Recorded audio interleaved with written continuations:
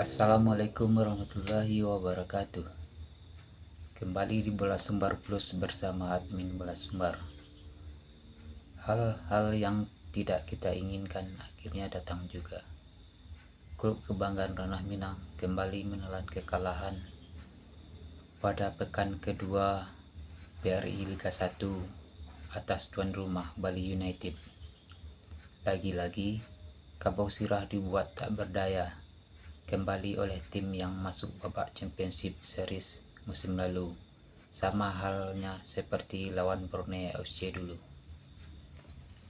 Walau sempat dibuat tercengang oleh penampilan anak-anak SPFC pada babak pertama karena sulitnya penampilan antar lini tim besutan Coach Sandy Susilo ini, akhirnya kabar buruk itu datang juga.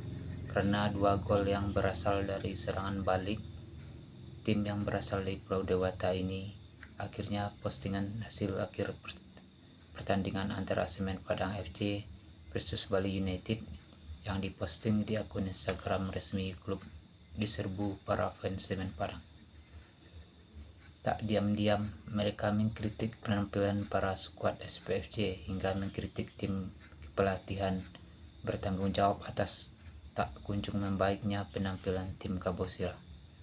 Sekarang timbul pertanyaan, haruskah Coach Henry Susilo atau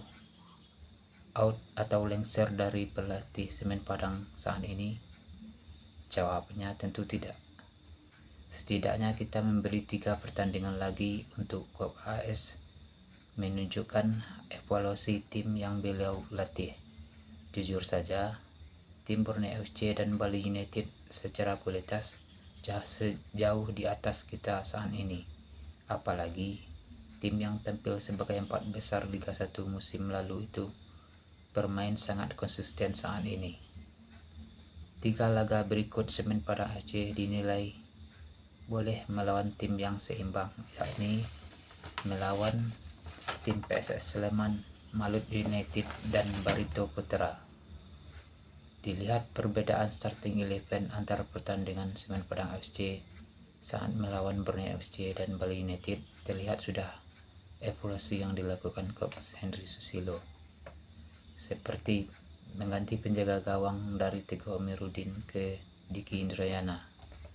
Kedua, mengganti posisi Miftah Anwar Sani dengan Friendly Saputra, serta yang tak kalah penting menurunkan antara Cornelius Stewart dan Kenneth Ngoke secara bersamaan yang seolah-olah bisa memecah konsentrasi bek lawan.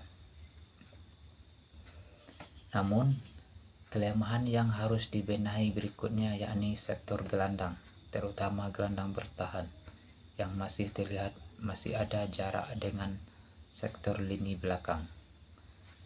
Dari 2 pertandingan yang sudah dilalui, seharusnya Coach Henry Susilo sudah bisa menentukan starting dan formasi yang cocok untuk pertandingan ketiga nantinya.